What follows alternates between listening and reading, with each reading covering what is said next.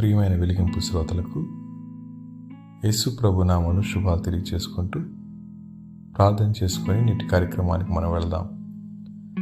మమ్మల్ని మిక్కిలిగా ప్రేమించిన మా ప్రియ పరలోకపు తండ్రి, మీ ఘనమైన శ్రేష్టమైన అత్యున్నతమైన నామానికి వందనాలు చెల్లిస్తూ ఉన్నాను.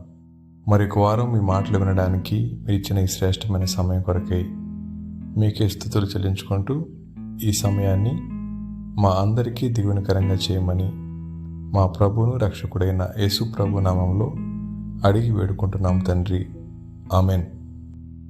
శ్రోతలు అందరూ బాగున్నారా? గత వారం మనందరం కూడా కలిసి ఈ 2024 సంవత్సరం జరిగిపోయిన 6 నెలలను మన జీవితాల్లో ఏ మార్పులు జరిగాయో, ఏ విషయాలు మనకు సంతోషాన్ని కలిగించాయో, ఏ విషయాలు దుఃఖాన్ని కలిగించాయో అనే విషయాన్ని మనం ఆలోచిస్తూ వచ్చి ఉంటాం. బహుశా అందరూ ఆ పని చేసి ఉండకపోయినప్పటికీ ఆలోచన చేసి ఉంటారని భావిస్తున్నాను. అయితే అలా మన జీవితాన్ని స్వపరీక్ష చేసుకున్నప్పుడు కొన్నిసార్లు నిరాశ, కొన్నిసార్లు సంతోషం, కొన్నిసార్లు ఒంటరితనం, కొన్నిసార్లు దుఃఖం, ఇలా చాలా రకాల పరిస్థితులు గుండా మనం వెళ్ళుంటాం. అయితే ఆ పరిస్థితులన్నిటి వెనక మనకి కనబడేటటువంటి ఒక విషయం ఏంటంటే అసంతృప్తి, డిస్సాటిస్ఫాక్షన్. గతంలో మనం దీని విషయంలో చాలాసార్లు మనం ధ్యానం చేసుకుంటూ వచ్చాం. మరి ఒకసారి ఈ మాటని పరిశీలించడానికి ప్రయత్నం చేద్దాం. మనిషి ఎప్పుడైతే అసంతృప్తికి గురవుతాడో తన భవిష్యత్ అంధకారమయమవుతుంది. ఎప్పుడు కూడా స్వపరీక్ష అనేది పురికొల్పుగా ఉండాలి, కానీ మన జీవితాన్ని వెనక్కి లాగేదిగా ఉండకూడదు. కొన్నిసార్లు అపజయాలు ఎదురైతాయి. అపజయం అనేది ఒక గుణపాఠం లాంటిది. కొన్నిసార్లు గెలుపు తటస్థిస్తుంది. అది మన అహంకారానికి కారణం కాకూడదు. మన లోపల ఉన్న బాధ్యతను గుర్తు చేసుకోవాలి. ఇలాంటి పరిస్థితుల మధ్య ఒక వ్యక్తి కొనసాగుతూ ఉన్నప్పుడు ప్రతి వ్యక్తి ఏ స్థాయిలో వారైనా, ఎంతటి వారైనా, వారు ఉన్నతమైన వారైనా లేకపోతే తక్కువ స్థాయి వారైనా 2 విషయాలు ప్రతిక్షణం ఆలోచిస్తూ ఉంటారు. ధనముంటే బాగుండు అని కొంతమంది అనుకుంటే, ఎక్కువ మంది అనుకుంటే, ఎన్నున్నా ఒంటరినే కదా అనుకునేవాడు మరి కొంతమంది ఉంటారు. మనిషి స్వాభావికంగా ఆశాజీవి. ఆ ఆశ అత్యాశకు గురైతే అంతరంగంలో ఉన్న ఆకాంక్షలు ఆవిరైపోతాయి. ఎప్పుడైనా అత్యాశ అనేది ప్రమాదకరమైంది. అలా అత్యాశకు లోనైనప్పుడు మన జీవితాల్లో కలిగే నిరాశ ఎన్నటికీ తీసిపోయాం. అయితే ఈ రోజున హెబ్రీయులకు రాసిన పత్రిక 13వ అధ్యాయం 5వ వచనం చదువుకున్నాం. ఈ వచనం మనందరికీ సుపరిచితమైందే. భక్తులు ఇలా రాస్తూ ఇలా అన్నారు: ధనాపేక్ష లేని వారై మీకు కలిగిన వాటితో తృప్తి పొంది ఉండుడి. నిన్ను ఏమాత్రమును విడువను, నిన్ను ఎన్నడూ ఎడబాయను అని ఆయనయే చెప్పాను కదా అనే మాట. ఈ మాట మనం గనక చూస్తే ఆదికాండం 28వ అధ్యాయం 15వ వచనంలో దేవుడు మాట్లాడుతూ, ఇదిగో నేను నీకు తోడయుండి నీవు వెళ్ళు ప్రతి స్థలమందు నిన్ను కాపాడుచు ఈ దేశమునకు నిన్ను మరలా రప్పించదను, నేను నీతో చెప్పినది నెరవేర్చే వరకు నేను విడువనని చెప్పగా అనే మాట. యాకోబు అనే వ్యక్తి తన జీవితంలో ఎన్నడూ ఊహించలేదు ఇలాంటి పరిస్థితి. అప్పటి వరకు తల్లి చాటున ఉండేవాడు, ఎన్నడూ బయటకు వచ్చిన వ్యక్తి కాదు. అలాంటి పరిస్థితుల్లో ఒంటరి ప్రయాణం తటస్థించింది. ఆ ఒంటరి ప్రయాణం గుండా వెళ్తున్నప్పుడు దేవుడు ఆ వ్యక్తిని బలపరిచిన విధానం ఈ మాట: ఇదిగో నేను నీకు తోడై ఉంటాను, నీవు వెళ్ళు ప్రతి స్థలం మందు నేను కాపాడుతాను, ఈ దేశం నాకు నేను మరలా రప్పిస్తాను అనే మాట. నేను నీతో చెప్పినది నెరవేర్చే వరకు నేను విడువనని చెప్పగా, శ్రోతలు, ఈ మాటలు వింటున్నప్పుడు ఏదో తెలియని ఆదరణ దొరుకుతుంది కదూ. ఈ మాటలు వింటున్నప్పుడు నిజమే, నేను ఒంటరిని కాదు, నాతో ప్రభు ఉన్నాడు అనే భరోసా ఎంత అద్భుతంగా ఉందో కదూ. ఈ మాట చెప్పిన సందర్భం మనం ధ్యానం చేసుకుంటే, నాన్నను మోసం చేసి, అన్నను మోసం చేసి ఆశీర్వాదాన్ని తీసుకొని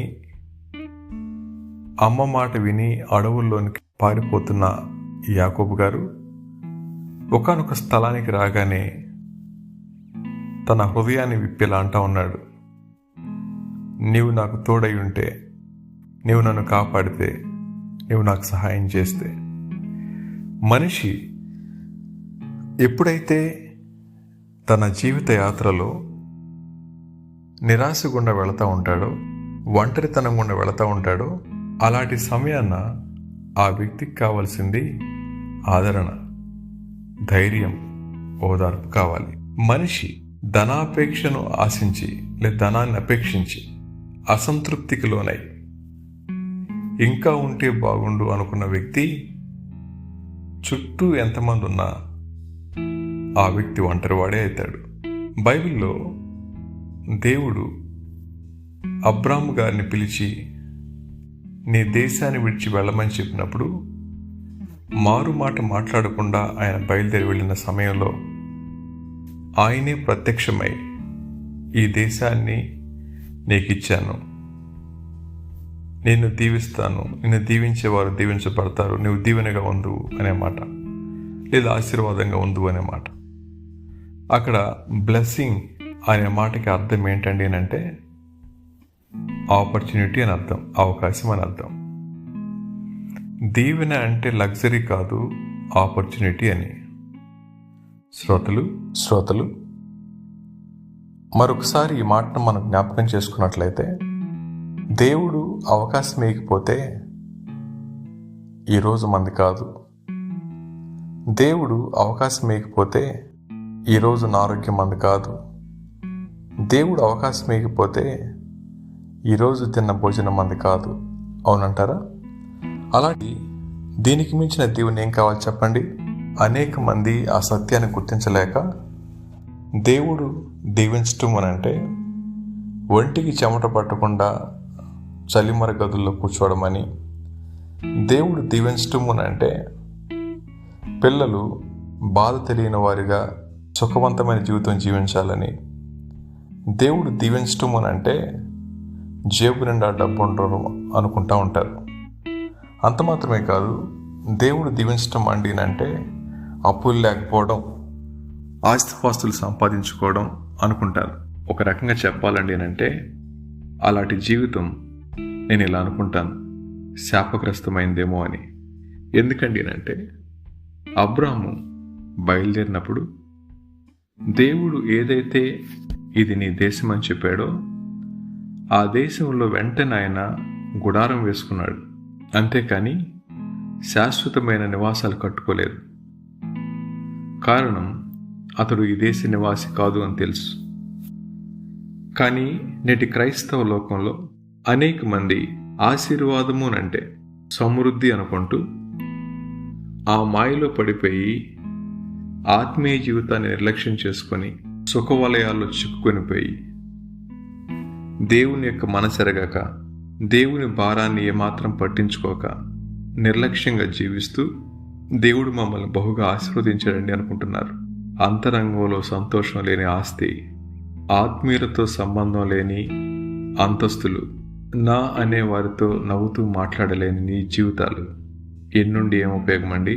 ప్రభు అంటా ఉన్నారు, మానవుణ్ణి ఈ భూమి మీద చేసినటువంటి ఉద్దేశం ఏంటండి అంటే ఆ మనిషి ఫలించాలి, అభివృద్ధి పొందాలి, విస్తరించాలి, ఏలాలి అని ఒక బాధ్యత పెట్టారు ప్రభు. ఈ బాధ్యత మన కనుల ముందు మృగ్యమైనప్పుడు, కనబడినప్పుడు మన కళ్ళ ముందు కనబడే ఆశీర్వాదాలే కదా ఫలించి అనే మాట. మొక్క మొలిచింది, ఫలానికి ముందు పుష్పం వచ్చింది. ఆ పుష్పం ఫలించాలి, అది పిందిగా ఉండకూడదు, అభివృద్ధి చెందాలి. అది విస్తరించాలి అంటే భూమిలో పడాలి, తిరిగి మళ్ళా మొలకెత్తాలి. ఇది ప్రభు యొక్క పని అయితే, ప్రభు చెప్పినటువంటి బాట అయితే ఆ తదుపరి ఏలాలి అనే మాట. దేవుడు మనల్ని బానిసలుగా ఉండమని చెప్పలేదు. దేవుడు మనల్ని దాసోహం అయిపోండి అని చెప్పలేదు. మంచిగా అనుభవించండి, వాటిని ఏలుబడి చేయండి అని. ఈ దినాన్న ప్రపంచాన్ని శాసిస్తూ ఉంది ధనం. ఈ దినాన్న వ్యవస్థలు శాసించబడతా ఉంది ధనం చేత. ఈ దినాన్న పరిచర్యలు, సంఘాలు, వ్యక్తులు, సేవకులు, విశ్వాసులు ధనం అనేది లేకపోతే విలువ కూడా లేని వారిగా కనబడుతూ ఉన్నారు. శ్రోతలు, ప్రభు మనతో మాట్లాడుతూ ఉంది. ధనాపేక్ష లేని వారే సంతృప్తి కలిగి ఉండండి, నిన్ను విడువను, ఎడబాయను అని ఆయన మనతో మాట్లాడుతూ ఉన్నాడు.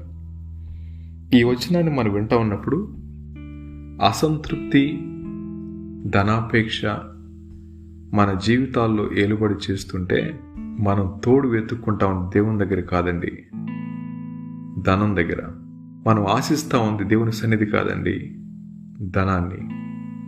కాబట్టి చదువుకున్న వాక్య భాగంలో హెబ్రీ గ్రంథకర్త అంటున్నటువంటి మాట మనం విన్నాం కదా. మరొకసారి నేను చదవమంటారా?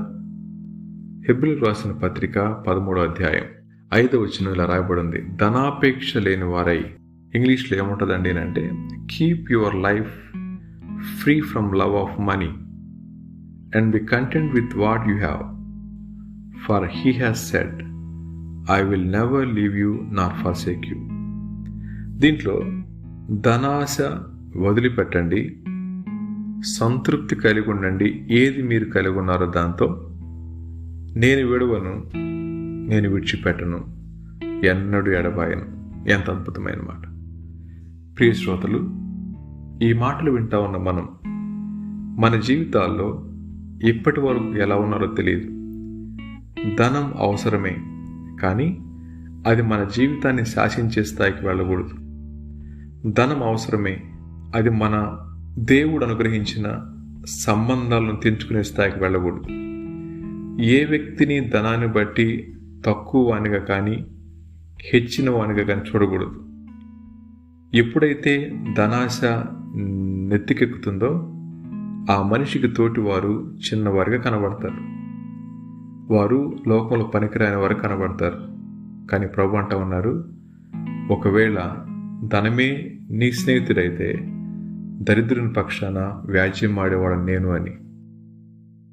ప్రపంచంలో ఉన్న ధనమంతా నా పక్కన ఉంది, కానీ ప్రభు నా తోటి వాని ప్రక్కన ఉన్నాడు. ఎవరు గొప్ప చెప్పండి? శ్రోతలు, ఈ మాటలు వింటున్న మీరు ఒకవేళ మీ ప్రక్కన ఆస్తి ఉంటే గొప్పవారు అనుకుంటున్నారా? అది అప్పటికీ కాదండి. ఏమీ లేకపోయినా వారు ప్రభువును కలిగి ఉంటే ఇది కదా గొప్పతనం. దేవుడు ఆశించింది అలాగా. కాబట్టి మన జీవితాల్లో ధనాపేక్ష లేని వారమే, సంతృప్తి కలిగి ఉండి, ఏది ఉందో దాంతో సంతృప్తి కలిగి ఉండి. దేవుని యొక్క సహాయం కావాలా?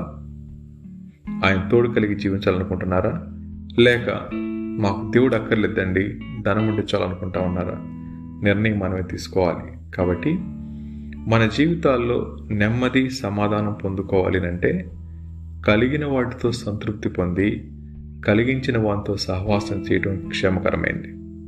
కానీ ఎవరైతే కలిగిన వాటితో హెచ్చిపోయి కలిగించిన వారిని పక్కన పెట్టి ఆ కలిగించిన వారు ఎవరి పక్కన ఉంటారో వారిని హేళన చేస్తూ ఉన్నట్లయితే దేవుడు చూస్తూ ఊరుకోడు. తగిన సమయమందు తప్పక వారి విషయాలు పట్టించుకుంటాడు. కాబట్టి ఈ మాటలు వింటా ఉన్న మా ప్రియ శ్రోతలు వారి జీవితాలను వాక్య వెలుగులో పరిశీలన చేసుకొని సమృద్ధి కలిగిన వారైతే హెచ్చిపోకండి. ఒకవేళ ఈ దినాన్న దీనదశలో ఉంటే కృంగిపోకండి. సమస్తాన్ని తగిన సమయమందు సక్రమంగా దయచేయగలిగిన దేవుడు మన పక్షానుడని స్పృహ కలిగి నమ్మకంగా ఆయన కొరకు జీవించే కృప దేవుడు మనకు అనుగ్రహించునుగాక. తిరిగి మరొక వారం మరలా కలుసుకునే పర్యంతం దేవుడు మా అందరికీ తోడుండునుగాక. ఆమేన్.